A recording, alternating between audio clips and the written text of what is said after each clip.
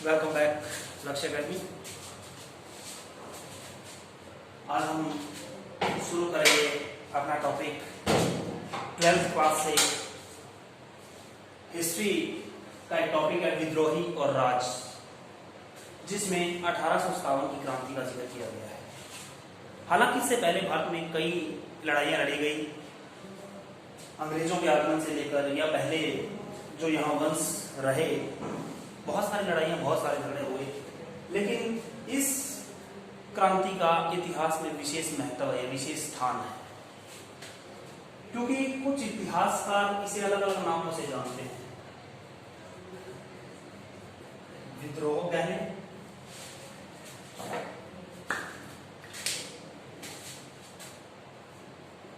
जन विद्रोह कहने,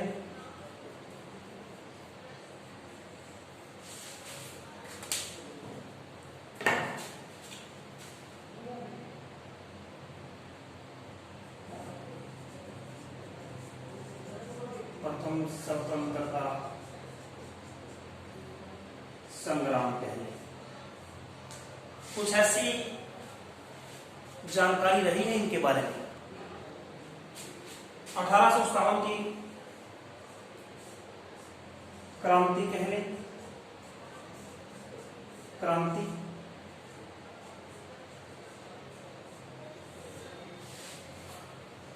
इन नामों से भारतीय इतिहास में इसे जाना गया।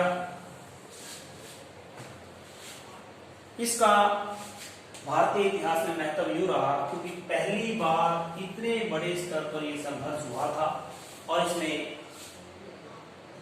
भारत के बहुत सारे हिस्से ने पार्टिसिपेट किया था। किसी भी क्रांति के लिए कुछ कारण उत्तरदायी होते हैं। सबसे पहले हम उन कारणों पर चर्चा करेंगे। इस टॉपिक से जो मेन क्वेश्चन उठते हैं वो एक तो इस क्रांति के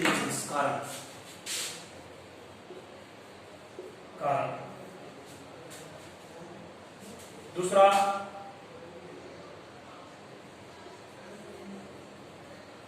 असफलता के कारण,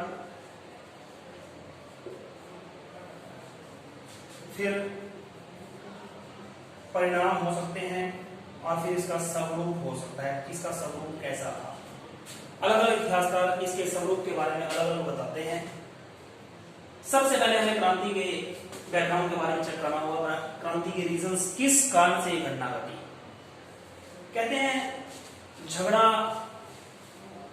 होने के कुछ रीजन तो होते हैं, लेकिन झगड़ा अचानक शुरू होने के लिए कुछ ऐसा चाहिए कि उसे झगड़ा शुरू हो जाए, और यही इस क्रांति में था। इस क्रांति के जो कारण थे वो पिछले 100 सालों में तो थे, लेकिन अचानक चर्बी वाले कारतूस एक ऐसा कारतूस था जिसने, कहते हैं बारूद का ढेर तो तैयार था, लेकिन उसको दिया सलाई दिखाने की जरूरत थी, और दिया सलाई का काम किया था चर्बी वाले कारतूस। सबसे पहले हम डिस्कस करते हैं इसके कारणों के बारे में। सबसे पहला पॉइंट लेते हैं उसका राजनीतिक कारण। राजनीतिक कारण, राजनीतिक कारणों की अगर बात की जाए, पहला हम लोग बात करते हैं पॉलिटिक्स की। वहां उस समय साम्राज्य कैसे थे, राज्यों के बारे में क्या चल रहा था। सबसे पहला जो रीजन रहा,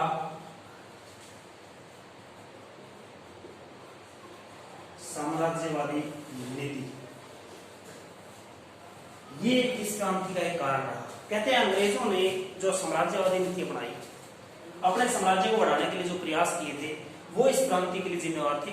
और इसमें सबसे महत्वपूर्ण योगदान दो अंग्रेज अधिकारियों का सबसे ज्यादा। वैसे तो सारे अंग्रेज अपने साम्राज्य को बढ़ाना चाहते थे, लेकिन दो अंग्रेज अधिकारी विशेषकर, वेल्लेस्ली और दूसरा था डलहौजी। लॉर्ड वेल्लेस्ली और लॉर्ड डलहौजी, ये दो ऐसे अंग्रेज अधिकारी रहे जिन्होंने भारत में ऐसी नीतियां चलाई जिस कारण भारत के बहुत सारे राज्यों को अंग्रेजों ने अपने साम्राज्य में मिला दिया। लॉर्ड वेल्लेस्ली की सहायक संधि और डलहौजी की लैप्स की नीति।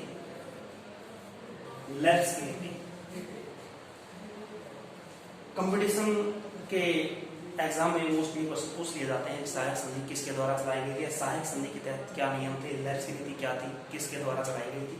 सहायक संधि की बात करें, सहायक संधि के तहत जो शासक इस संधि को मान लेता था, इस संधि पर हस्ताक्षर कर देता था, उसे अपने यहाँ एक ब्रिटिश सेना रखनी पड़ती थी और एक ब्रिटिश रेजिडेंट रखना पड़ता था, एक अधिकारी रखना पड़ता था। और उस रेजिडेंट की आज्ञा के बिना, अनुमति के बिना ना तो किसी दूसरे राज्य के साथ संधि कर सकता था और ना ही युद्ध कर सकता था, और उसका सारा खर्चा उस शासक को वहन करना पड़ता था। दूसरा, डलहौजी की लेफ्स की नीति, विले की नीति क्लियर था। जिस शासक के यहाँ पुत्र नहीं था उसे पुत्र गोद लेने की अनुमति नहीं थी, और उसकी मृत्यु के बाद उसके साम्राज्य को अंग्रेजी साम्राज्य में मिला लिया जाएगा। ये ऐसी नीतियां थी जिससे अंग्रेजी साम्राज्य को बढ़ाने के भरसक प्रयास कर रहे थे साम्राज्यवादी नीति। इस नीति के कारण बहुत सारे ऐसे जनता या राज्य थे जिन्होंने इनका विरोध किया और इनके खिलाफ युद्ध का झंडा लहरा दिया, साम्राज्यवादी नीति। दूसरा, मुगल बादशाह का अपमान,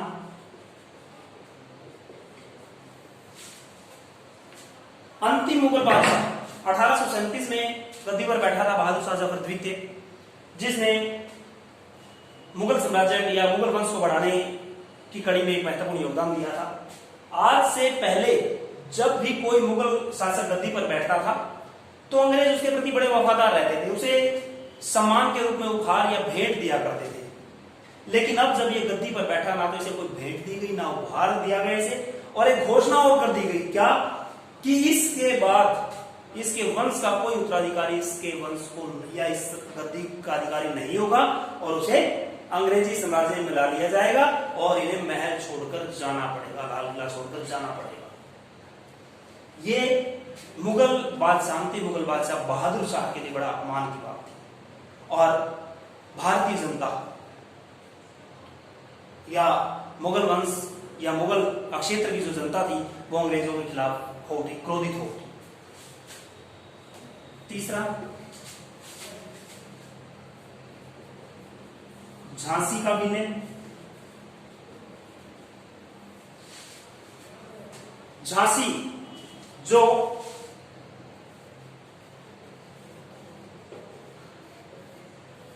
लक्ष्मीबाई के नेतृत्व में युद्ध कर रही थी। झांसी का विलय अंग्रेजी साम्राज्य में अंग्रेजी साम्राज्य में कर लिया गया था। क्यों? कहते हैं इसके महाराजा गंगाधर राव की मृत्यु हो गई थी 1853 में, 1853 में इसके सम्राट की मृत्यु हो गई थी और इसके यहाँ कोई पुत्र नहीं था। इसने एक पुत्र गोद लिया था, दामोदर राव, लेकिन उसे मान्यता नहीं दी गई, उत्तराधिकारी नहीं माना गया, उत्तराधिकारी के रूप में उसे स्वीकार नहीं किया गया अंग्रेजों द्वारा और झांसी को अंग्रेजी साम्राज्य में मिलाने के भरसक प्रयास किए गए। लेकिन महारानी लक्ष्मीबाई ने उनका मुंहतोड़ जवाब दिया, लेकिन अंत में इसको अंग्रेजी साम्राज्य में मिलाने में सफल रहे अंग्रेज। फिर नेक्स्ट,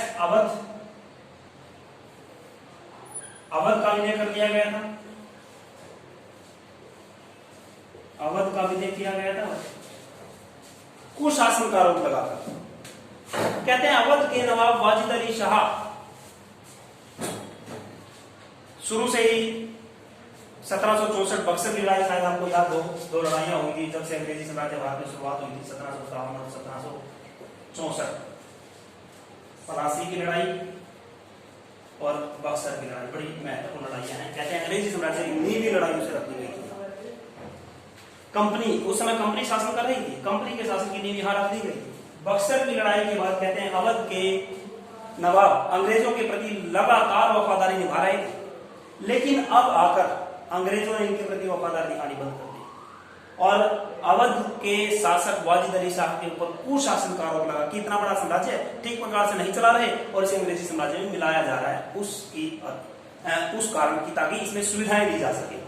और उस साम्राज्य में रह रही सेना ने ही साम्राज्य के अंदर लूटपाट मचा दी, महारानी का अपमान किया, महाराजा का अपमान किया या राज परिवार का अपमान किया। ऐसी बहुत सारी घटनाएं घटी जिससे अवध के लोग अंग्रेजों के खिलाफ हो गए।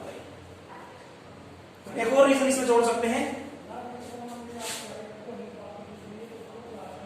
नाना साहब की पेंशन बंद कर देना, पेंशन बंद करना। नाना साहब की पेंशन बंद कर देना। कहते हैं पेशवाओं का अंतिम उत्तराधिकारी था ये पेशवा बाजीराव द्वितीय द्वारा दत्तक गोद लिया गया पुत्र था ये। लेकिन 1818 की संधि के तहत 1818 में पूना की संधि हुई थी, जिसके तहत पेशवाओं को उत्तराधिकार की छूट दे दी जाएगी और उन्हें 8 लाख रुपए वार्षिक पेंशन दी जाएगी। लेकिन इसकी मृत्यु के बाद 1851 में पेशवा बाजीराव द्वितीय की मृत्यु हो जाती है। किसकी मृत्यु हो जाती है 1851 में? पेशवा बाजीराव द्वितीय की, जिस कारण अब नाना साहब को ये उत्तराधिकारी मानने से इनकार कर देते हैं और उसकी पेंशन बंद कर देते हैं।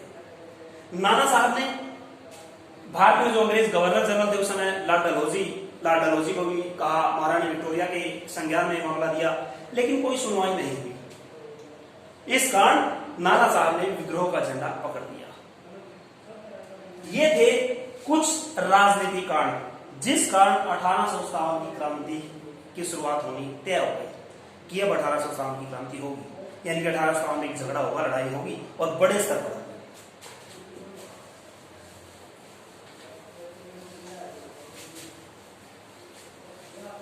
रीजंस का पहला पॉइंट हमने डिस्कस किया राजनीतिक कारण। अब हम करेंगे सामाजिक या धार्मिक कारण।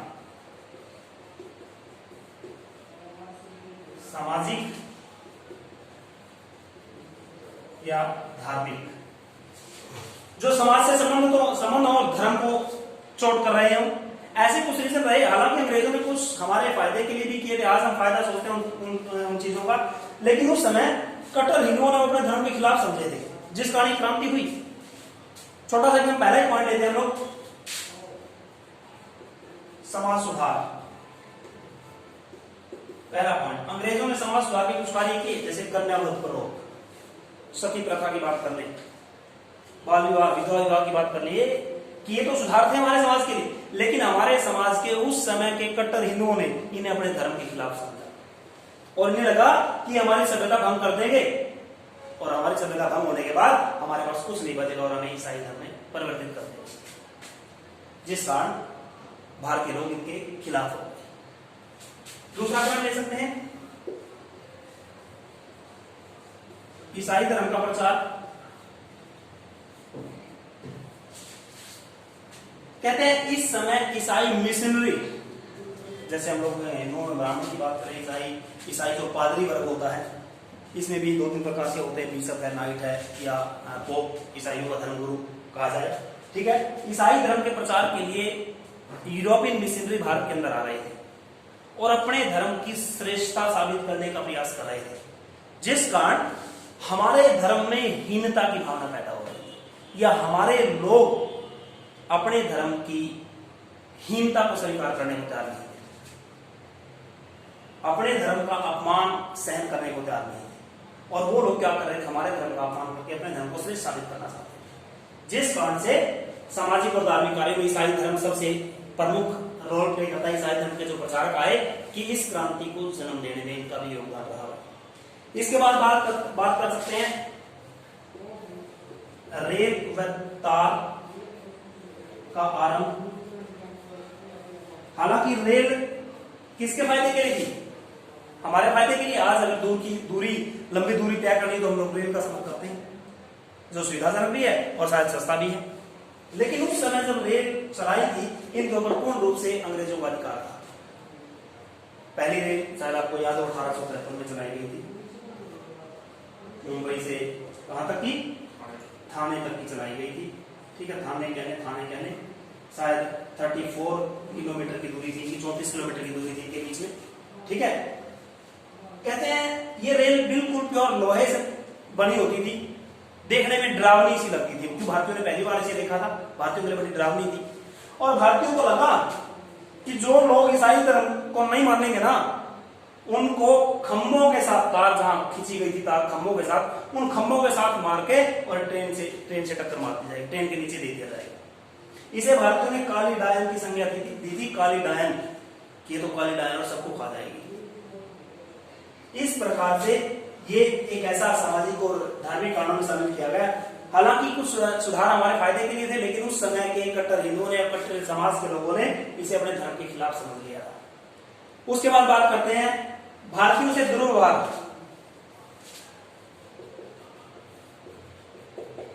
भारतीयों से दुर्व्यवहार, भारतीयों का अपमान किया जा रहा था हर जगह, उन्हें गाली गलौज देकर संबोधित किया जाता था। अगर किसी अंग्रेज के यहाँ घर में कोई भारतीय नौकर काम कर रहा था, उसे उसके ऊपर थूकना या उसे गाली गलौज, उसे ठोकर से मारना, कुछ ऐसे अपमान के तरीके से उसके साथ बिहेव किया जाता। औरतों के साथ बड़ा अपमानजनक दुर्व्यवहार किया जाता था, जो भारतीय सहन करने को तैयार नहीं थे। और ये सारे कांड इकट्ठे हो रहे थे, क्यों ना हम ऐसा कर दें कि अब अंग्रेजों को यहां से भारत छोड़ना पड़े। ये थे कुछ सामाजिक और धार्मिक कारण, जिन कारणों से इस क्रांति की शुरुआत हुई, या इस क्रांति में कारण सहयोगी हुए, यूं कह सकते हैं। उसके बाद बात करते हैं हम लोग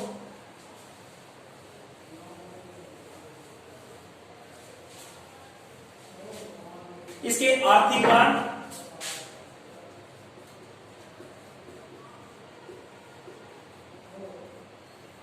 आर्थिक मीन्स इकोनॉमिक कंडीशन, जो हमारे देश की उस समय अर्थव्यवस्था थी उससे संबंधित जो कारण ऐसे रहे कि जो अंग्रेज जिसका डिक्लाइन कर रहे हैं, जिसका पतन, जो जिसको पतन की तरफ ले जाए। सबसे पहला तो हमारा पॉइंट यही हो सकता है कि भारतीय संपत्ति का दोहन हो रहा था। क्या मतलब कि भारत की संपत्ति कहां जा रही थी? इंग्लैंड जा रही थी। भारत की संपत्ति पर नौकरी कौन कर रहे थे? यूरोपियन लोग कर रहे थे। यूरोप से आकर यहां नौकरी कर रहे हैं, पैसा यहां से लेंगे, और पैसा कहां जा रहा था? इंग्लैंड जा रहा था, जिस कारण भारतीय संपत्ति का दोहन हो रहा था, और ये भारत की अर्थव्यवस्था को और आर्थिक स्थिति को कमजोर कर रहा था। देख सकते हैं संपत्ति का दोहन। दूसरा, भारतीय व्यापार को ठप करना, या भारतीय बाजारों को ठप करना। भारतीय बाजार कहते हैं भारतीय वस्तु, जो भारत में बनी हुई वस्तु थी, वो अंग्रेजों द्वारा बनाई गई वस्तु के मुकाबले में कहीं नहीं टिक पा रही थी, जिस कारण भारतीय बाजार ध्वस्त हो रहे थे। और भारत के बाजार की स्थिति ऐसा होने से भारत के जो व्यापारी वर्ग थे, जो कामगार वर्ग थे, जो मजदूर वर्ग था, वो इसे सहन करने को तैयार नहीं था। इसीलिए भारतीय व्यापारियों ने, मजदूरों ने इनके खिलाफ संघर्ष करना शुरू कर दिया था। और क्या ले सकते हैं इसमें पॉइंट? इसमें ले सकते हैं बेकारी की समस्या उत्पन्न हो जाता। बेकारी की समस्या क्या थी? बेकारी की समस्या भाई सभी जानते हैं बेकारी की समस्या। अब जब व्यापार ठप हो जाएंगे तो लोग बेकार हो जाएंगे, और बेकार लोग क्या करेंगे? सबसे बड़ी बेकारी की समस्या थी अवध में, क्योंकि अवध की सबसे बड़ी सेना थी, लगभग 75,000 सैनिकों की सेना थी, और वो सारे बेगार हो गए थे, बेघर हो गए थे, बिना काम के हो गए थे। वो क्यों?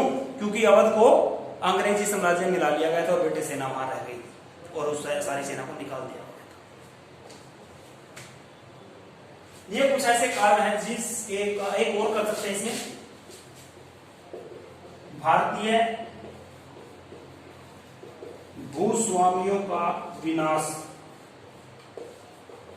भारत के जो भूस्वामी थे ना, जो जागीरदार कहलाते थे अपने आप में, जो शुरुआती अंग्रेजी दौर में जब अंग्रेज लोग भारत में आए थे, उस समय जो अंग्रेजों की सहायता करते थे, अंग्रेज लोग खुश होकर उन्हें संपत्ति जागीरें दे दिया करते थे, भाई ये तेरी होगी, ये तेरी होगी। अब विलियम बेंटिक के बाद, विलियम बेंटिक ने जब इनकी जमीनों की जांच पड़ताल करनी शुरू की ना, जागीरदार जिसके पास उन जमीनों के कागजात नहीं हुए, उस जमीन को अंग्रेजी साम्राज्य में मिलाना शुरू कर दिया, हड़पना शुरू कर दिया। इससे भूस्वामियों का विनाश होना शुरू हो गया। जो अपने आप में जागीरदार कहलाते थे, अब वो कृषक की श्रेणी में आ गए थे, जमींदार मजदूरों की श्रेणी में आ गए थे, और वो इस बात को कभी सहन करने को तैयार नहीं थे। इसीलिए इस क्रांति के लिए आर्थिक स्थिति पर, आर्थिक क्षेत्र में ये रणभूमि तैयार हो चुकी थी। अब इसका एक मेन टॉपिक हमारे पास बाकी है, वो है सैनिक काल। सबसे बड़ा रीजन दे सकते हैं सैनिक काल। सैनिक कांड में क्या ले सकते हैं भाई? सबसे पहला पॉइंट हम लोग ले सकते हैं, सबसे पहला पॉइंट क्या लेंगे? भारतीय सेना में असंतोष। क्यों था भारतीय सेना में असंतोष? क्योंकि जब अंग्रेज लोग भर्ती करते थे भारतीयों को, निम्न पदों पर भर्ती करते थे, छोटे पदों पर भर्ती करते थे, क्योंकि अंग्रेजों की एक सोच थी कि हमें चाहिए सिर्फ क्लरिकल, यहीं से कलर मिल जाए हमें, अफसर तो इंग्लैंड से ले आएंगे हम, क्योंकि अगर यहाँ के अफसर मिल जाएंगे तो क्या होगा, ये जानकारी लेना शुरू कर दें और जानकारी लेंगे तो हमें भागना पड़ेगा। भारतीय सेना में संतोष क्या था? परेड के समय या सैनिक गतिविधियों के समय इनके साथ बड़ा गाली गलौज देकर इनसे बात की जाती है। और एक बड़ी उम्र का व्यक्ति भारतीय व्यक्ति सेना के अंदर सैनिक का पद संभाले हुए था और उससे नई उम्र का इंग्लैंड से अफसर आकर उसके ऊपर हुक्म जमाता था या उसके साथ गाली गलौज करता था। ये भारतीय सभ्यता के तहत असहनीय थी बात, इसलिए भारतीय सेना में संतोष था और ये सैनिक इनके विरुद्ध हो गए थे। दूसरा, वेतन में कमी। वेतन में कमी कहते हैं भारतीयों को अंग्रेजों के मुकाबले कम वेतन मिलता था। एक पद पर दो व्यक्ति, एक अंग्रेज और एक भारतीय होता था ना, तो भारतीय को कम वेतन मिलता था अंग्रेजों के मुकाबले और काम उसे ज्यादा करना पड़ता था। यह भारतीयों के लिए असहनीय था। इस कारण भी सैनिक इकट्ठा हुए और उन्होंने इस विद्रोह को जन्म दिया। और एक बात और,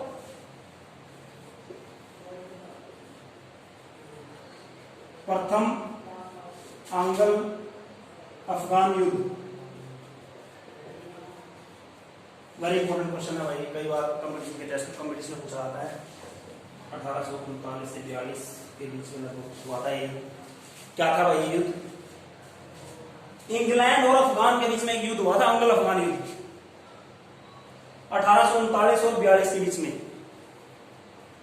अफगान भारत जैसा ही क्षेत्र था, उसे नहीं मान सकते हैं, लेकिन कहा जाता है कि इंग्लैंड के 16,000 सैनिकों में से सिर्फ एक जीवित बचा था, सभी को मार दिया था। और अफगानियों की विजय सबसे बुरी पराजय थी इंग्लैंड की। कहते हैं आज तक के युद्धों में इंग्लैंड को अजय घोषित कर दिया गया था। कोई युद्ध नहीं आ रहा था इंग्लैंड और उसे अजय कह दिया गया था, अजय, जो कभी ना हारे।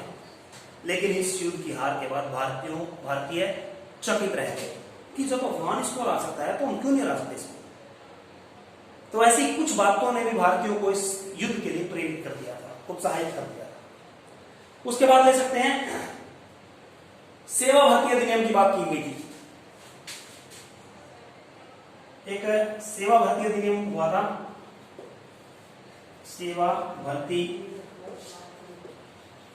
अधिनियम कह लें या कानून कह लें, समान सेवा भर्ती अधिनियम। इस भर्ती अधिनियम के तहत क्या था कि अगर भारतीयों को, और ये एक्ट कई बार क्वेश्चन पूछ दिया जाता है कंपटीशन के लिए कि एक्ट कब पास हुआ था? 1856 में। ध्यान रखना, समान सेवा भर्ती अधिनियम या समान सेवा भर्ती एक्ट कब पास हुआ था? 1856 में पास हुआ था ये। और इसके तहत क्या था कि जब भारतीय सैनिक सेना में भर्ती होगा तो उसे समुद्र पार भी युद्ध के लिए भेजा जा सकता है, किसी दूसरी कंट्री में भी युद्ध के लिए भेजा जा सकता है जो भारतीय अपने धर्म के विरुद्ध समझते थे, समुद्र पार जाना। ये भी एक सैनिक, इन सैनिकों ने इसे मना कर दिया कि हम नहीं उसको मानेंगे। और एक और आया इसमें, उड़ती हुई अफवाह थी, 5वां पॉइंट, उड़ती हुई अफवाह। उड़ती हुई एक अफवाह थी क्या? 100 साल की, 100 साल की एक उड़ती हुई अफवाह थी क्या कि 100 साल के बाद आप चेंज हो जाते हैं, 100 साल के बाद साम्राज्य अपने आप चेंज हो जाते हैं। और ये अब 100 साल पूरे हो चुके थे, कब से? 1757 से 1857, क्योंकि अंग्रेजों ने पहली जो लड़ाई लड़ी थी वो 1757 में लड़ी थी, प्लासी की लड़ाई। और अब अब 1857 तक 100 साल पूरे हो चुके थे और इस अफवाह से भी लोगों के मन में ये उत्साह था कि 100 साल पूरे हो गए तो अंग्रेजों में जाने का टाइम हो चुका है। अब अंग्रेजों के खिलाफ अगर संघर्ष किया जाए तो उन्हें हराना कोई मुश्किल नहीं होगा। इसके बारे में माइकल एडवर्ड ने कहा था, ये सारे रीजन इकट्ठे हो गए। माइकल एडवर्ड्स ने कहा था कि बारूद का ढेर तैयार हो चुका है, बारूद का ढेर तैयार हो चुका था और अब जरूरत किसकी थी? एक दिया सलाई की जरूरत थी। माइकल एडवर्ड की वाक्य थी और वो काम किसने किया? अब आगे चलते हैं इसे थोड़ा सा।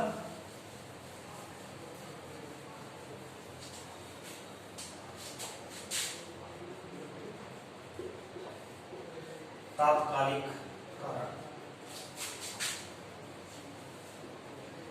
चर्बी वाले कारतूस। 1856 सेना के अंदर एक नई राइफल लॉन्च की गई थी,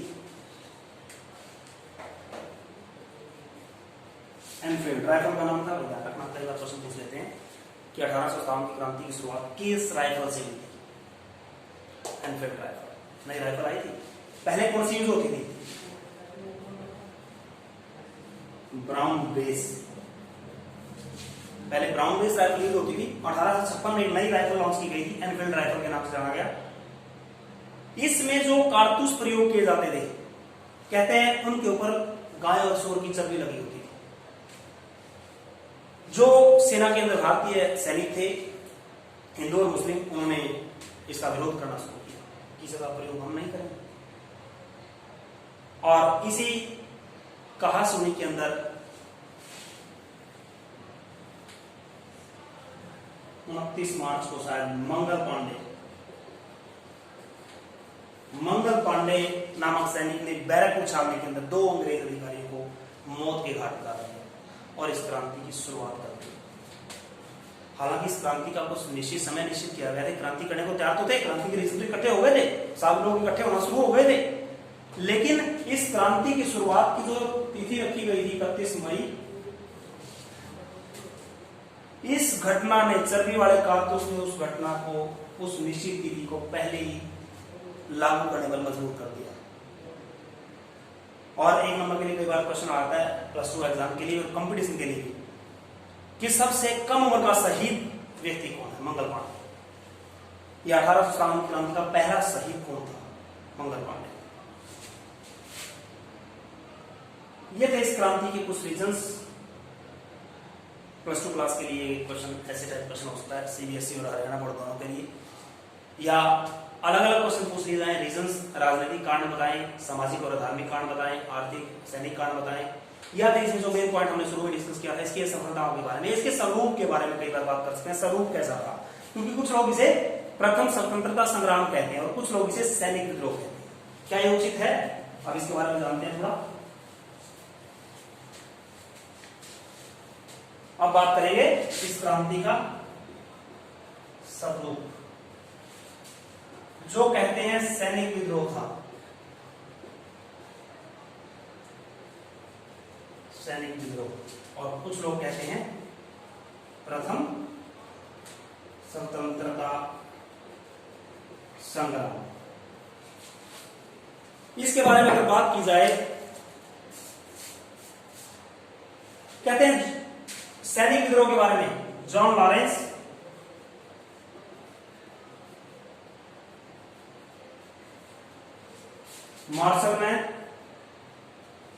मार्शल या सिले, ये कुछ ऐसे व्यक्ति हैं जो इस विद्रोह को सिर्फ एक सैनिक विद्रोह कहते हैं। ये तो सिर्फ सेना ने किया था, सेना द्वारा किया गया था। इसमें आम जनता का क्या रोल है? इसे सैनिक विद्रोह कहा जा सकता है, क्यों नहीं?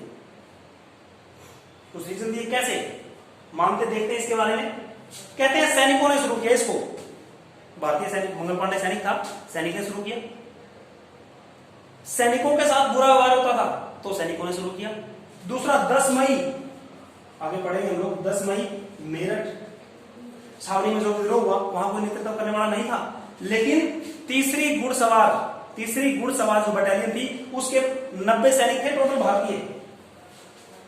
85 ने चर्बी वाले कारतूस चलाने से मना कर दिया था और 85 ने इकट्ठा विद्रोह कर दिया था। इसीलिए ये लोग मानते हैं कि तो सैनिक विद्रोह था, इसमें आम जनता का विद्रोह नहीं था। और फिर दूसरी तरफ देखते हैं कि सैनिक विद्रोह था, सैनिक तो लड़े और अंग्रेज सैनिकों ने दबा दिया, सैनिकों ने दबा दिया। इसीलिए ये टीका मानते हैं कि सैनिक विद्रोह था। प्रथम स्वतंत्रता संग्राम कहा नहीं जा सकता इससे। लेकिन जो कहते हैं प्रथम स्वतंत्रता संग्राम था वो कौन कौन है? अशोक चंदा, ताराचंद या पटाभी सीतारमैया, पटाभी सीतारमैया। ये क्वेश्चन आया था भाई, ये क्वेश्चन एक कॉम्पिटिशन टेस्ट में था कि ऐसे कौन से भारतीय थे जिसने 1857 की क्रांति को प्रथम स्वतंत्रता संघर्ष कहा था। नाम और रख दिए थे, एक नाम ये था उसमें, क्योंकि ये बड़ा सा नाम है थोड़ा सा। पटाभी सीतारमैया ये साबित करना चाहते कि स्वतंत्रता संग्राम था। क्यों? इनके तथ्य क्या हैं? ये कहते हैं कि क्या इसमें सिर्फ सैनिक लड़े? नहीं, इसमें आम जनता ने भी हिस्सा लिया है। आम जनता भी तो मरी है जिनका कोई मतलब नहीं था। तो इसे सैनिक विद्रोह कैसे कह सकते हैं? आज से पहले भी तो लड़ाइयां हुई सैनिकों की, आज से पहले भी तो राज्य हड़पने के लिए लड़ाइयां हुई। क्या उसमें आम जनता मरी? नहीं मरी, लेकिन यहां इसीलिए इस विद्रोह को प्रथम स्वतंत्रता संग्राम कहा जा सकता है। अगर स्वतंत्रता संग्राम ना कहा जाए तो ये इसे यूं कहा जा सकता है कि ये इतने बड़े स्तर पर एक पहला संघर्ष था जो आजादी के लिए प्रयास किया गया था। ये इसका स्वरूप था। अब हम थोड़ी सी बात करेंगे इसकी असफलता के। कई बार इसे क्वेश्चन पूछ रहा था कंपटीशन के लिए भी और 12th क्लास के लिए भी।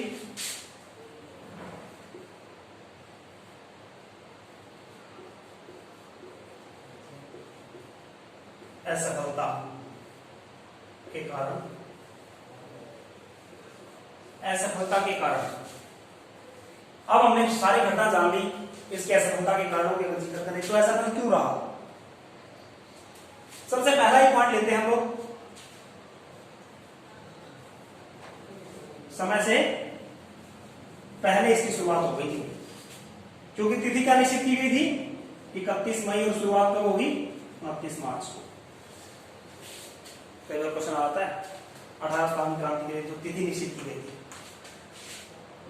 और शुरुआत कब हो गई, इससे संबंधित क्वेश्चन हो सकता है कंपटीशन के लिए। दूसरा, असफल क्यों हुआ भारतीय जो ये महासंग्राम था, असफल क्यों रहा। दूसरा, सभी के उद्देश्य भिन्न। जो युद्ध लड़ रहे थे ना, सभी के भिन्न अलग अलग उद्देश्य थे। झांसी की रानी क्यों लड़ रही थी? क्योंकि उसे पुत्र गोद लेने की अनुमति नहीं दी थी। नाना साहब क्यों लड़ रहा था? उसकी पेंशन बंद कर दी गई थी। अवध के नवाब वाजिद अली साहब क्यों लड़ रहे थे? क्योंकि उसका साम्राज्य हड़प लिया गया था। सेना क्यों लड़ रही थी? क्योंकि उनको चर्बी वाले कारतूस दिए जा रहे थे। इसीलिए सबका अलग अलग उद्देश्य था, जिस कारण ये क्रांति असफल रही। तीसरा, नेतृत्व का अभाव। नेतृत्व, भारतीयों का नेतृत्व करने वाला कोई नहीं था। भारत का नेतृत्व करने के लिए बनाया गया था। किसे बनाया गया था? राजा। भारतीयों का नेतृत्व कौन कर रहा था इस क्रांति में? कंपटीशन के लिए क्वेश्चन पूछ लिया जाता है कि 1857 की क्रांति का भारतीयों का नेतृत्व किसने किया था? दूसरी तरफ तो अंग्रेज लोग थे ही, महारानी विक्टोरिया उसका नेतृत्व कर रही मान सकते हैं, लेकिन यहां इसका नेतृत्व कौन कर रहा था? बहादुर शाह जफर द्वितीय, जो दिल्ली के सम्राट थे उस समय। बहादुर शाह जफर द्वितीय, अंतिम मुगल बादशाह। कई बार क्वेश्चन आता है अंतिम मुगल बादशाह कौन थे? बहादुर शाह जफर, जो 1837 में गद्दी पर बैठे थे। अंतिम मुगल बादशाह बहादुर शाह जफर द्वितीय। अंग्रेज के जो अधिकारी थे, अंग्रेज अधिकारी जो नेतृत्व करे थे, वो एकदम यंग थे, नौजवान थे, नए हथियारों से लैस थे। लेकिन यहाँ नेतृत्व करने वाले व्यक्ति कौन थे?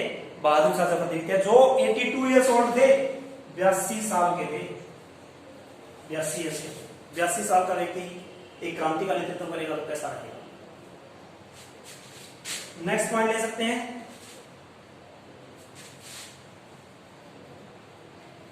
अच्छे हथियार। भारतीयों के पास अच्छे हथियार नहीं थे, भारतीयों के पास वही लाठी, भाला, तीर कमान, गंडासे, इस प्रकार के हथियार, जबकि उनके पास नई एनफील्ड राइफलें थी, तोपें थी। हालांकि तोप खाने से संबंधित क्वेश्चन आ सकता है, कई बार क्वेश्चन आया कंपटीशन के लिए, सबसे पहले भारत में तोप खाने का प्रयोग किसने किया था? मध्यकालीन इतिहास में आता है, जिक्र डिस्कस करेंगे नेक्स्ट जब क्लास लेंगे हम लोग। बाबर का आता है इसमें, बाबर सबसे पहले तोप खाने का प्रयोग बाबर ने किया था। अच्छे हथियार, भारतीयों के पास अच्छे हथियारों की कमी थी और अंग्रेजों के पास अच्छे हथियार थे। नेक्स्ट, परिवहन की कमी थी, क्योंकि जो रेलवे भारत के अंदर आई थी, जो सब परिवहन भारत में जाल बिछाए गए थे, उनका प्रयोग कौन कर रहे थे? अंग्रेज लोग कर रहे थे। भारतीयों के पास ऐसा कुछ नहीं था कि जो अपनी सेना को एक स्थान से दूसरे स्थान पर जल्दी पहुंचा सके, लेकिन ये ऐसा कर सकते थे बटालियन के साथ, और पूरी की पूरी बटालियन को लेकर जा सकते थे। और इसके अंदर कुछ पॉइंट शामिल कर सकते हैं हम लोग, अगर करना चाहें ऐसे सफलता के लिए। अगर सिर्फ इसके ऊपर क्वेश्चन पूछ लिया जाए 12th class CBSE Haryana board के अंदर, अगर ऐसे टाइप क्वेश्चन है, 8 नंबर के क्वेश्चन है, तो कम से कम 8 पॉइंट आप लिखेंगे, ऐसे में तो 9 पॉइंट, तो कम से कम 8 पॉइंट जरूर लिखें इसके। कर सकते हैं आप, जब हमने इसके रीजन डिस्कस किया अलग अलग, उनके ही विपरीत से असफलता कारण बनाने हैं कि किस कारण ऐसा बन रहा है, क्या क्या कमियां रही ऐसा, एक उद्देश्य के लिए ना लड़ रहा, पूरे भारत में ना फैलना, या एक पॉइंट वो कर सकते हैं, कुछ भारतीय राजा अंग्रेजों का साथ दे रहे थे, जैसे जींद के महाराजा, पटियाला, नाभा, कुछ ये महाराजा ऐसे थे जो अब भी अंग्रेजों का साथ दे रहे थे और भारतीयों के खिलाफ थे, और इसीलिए उनकी सफलता हुई, या वो सफल रहे इस क्रांति।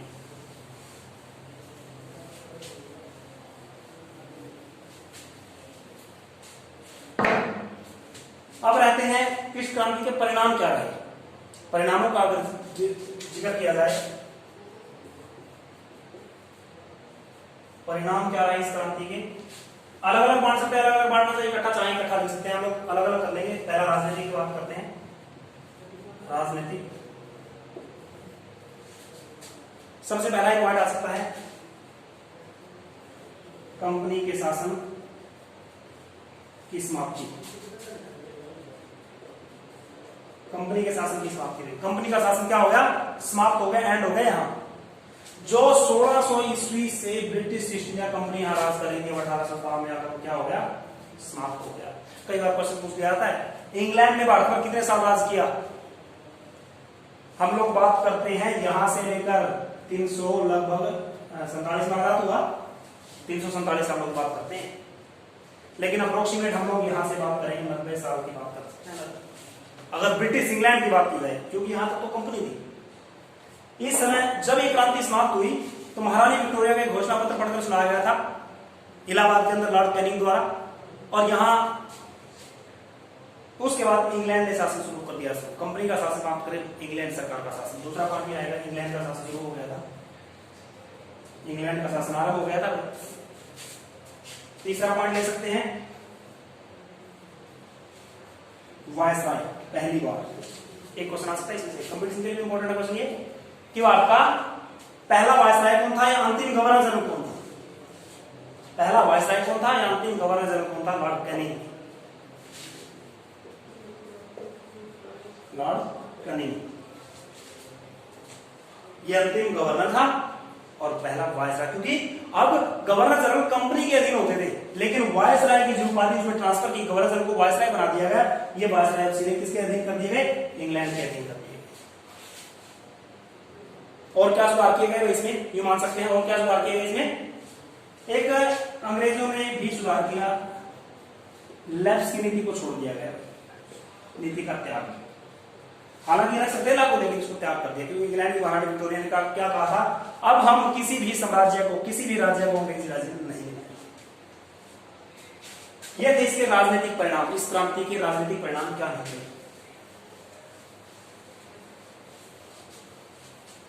अब हम बात करते हैं भाई सामाजिक और धार्मिक।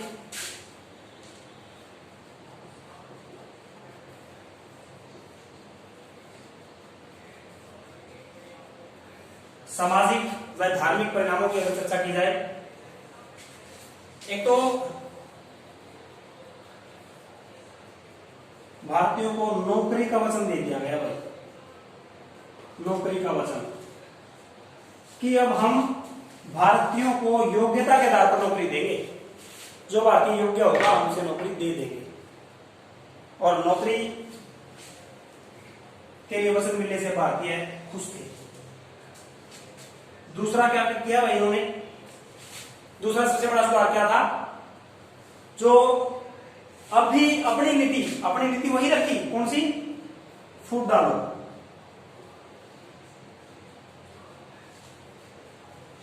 राज करो।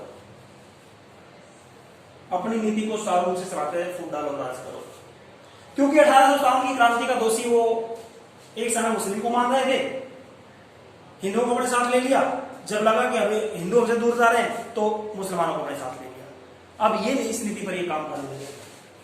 सामाजिक और धार्मिक कारणों की अगर बात की जाए, चर्चा धर्म के बारे में, तीसरा पॉइंट ले सकते हैं धार्मिक स्वतंत्रता। अब प्रत्येक धर्म के व्यक्ति को कह दिया गया आपकी छूट है, किसी भी धर्म को अडॉप्ट किया जा सकता है, किसी भी धर्म को अपना सकते हैं। ये इसके कुछ सामाजिक और धार्मिक कारण रहे इसका। अब जिक्र करेंगे हम लोग इसके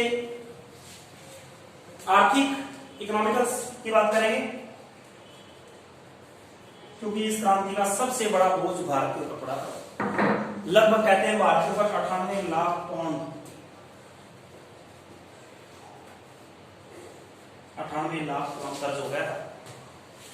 और इस कर्ज से छुटकारा पाने के लिए भारत के अंदर अंग्रेज अधिकारी जेम्स विल्सन को बुलाया गया था। जेम्स विल्सन, जिसने भारत में आर्थिक सुधारों की बात की थी। क्या, एक तो नए कर लगाए जाए, कुछ नए कर लगाए जाए जो भारतीय जनता वहन कर सके, और दूसरा प्रशासनिक क्षेत्र में हो रहे व्यय पर कटौती की जाए, यानी कि जिसकी जरूरत ना हो उसे हटा दिया जाए। हम यूरोप से इतने अधिकारियों को बुला रहे हैं, उन्हें महंगी सैलरी पे कर रहे हैं, उस बोझ से छुटकारा दिला दिया जाए। और एक आर्थिक जो परिणाम रहे, इसके बाद देश थोड़ा सा ऊपर उठा, लेकिन भारत का पहला स्वतंत्रता संग्राम होता वो दब कर रह गया था। हालांकि इसमें कुछ घटनाएं घटी जो कंपटीशन के लिए पूछ जाते हैं, उसको मोस्टली कुछ क्वेश्चन ऐसे हैं, हम जिक्र करेंगे उसको कभी फिलहाल। हालांकि 12th क्लास में भी 1 मार्क्स के क्वेश्चन आ सकते हैं, मल्टीपल चॉइस क्वेश्चन आते हैं। हम बात कर सकते हैं जैसे बैरकपुर, मेरठ, झांसी, कानपुर, लखनऊ, मोस्टली इनसे क्वेश्चन पूछ गया था। इनका नेतृत्व कौन कर रहा था? बैरकपुर में थे मंगल पांडे, मेरठ में थे सैनिक थे। कई बार एक क्वेश्चन पूछा गया था एसटेट के पेपर में था शायद, मेरठ में कितने सैनिकों ने विद्रोह किया था? 85। और किस बैटालियन के थे? जैसे मंगल पांडे कौन सी बैटालियन का था? कई बार डीपली क्वेश्चन की बात कर सकते हैं। जैसे मंगल पांडे जो था 34 बैटालियन से था, 34 इन्फेंट्री बैटालियन, ये सैनिक थे। तीसरी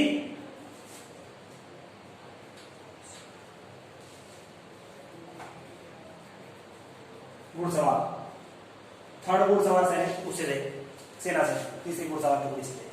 झांसी में कौन कर रही थी नेतृत्व? लक्ष्मीबाई। कानपुर में नाना साहब। लखनऊ में बेगम हजरत महल।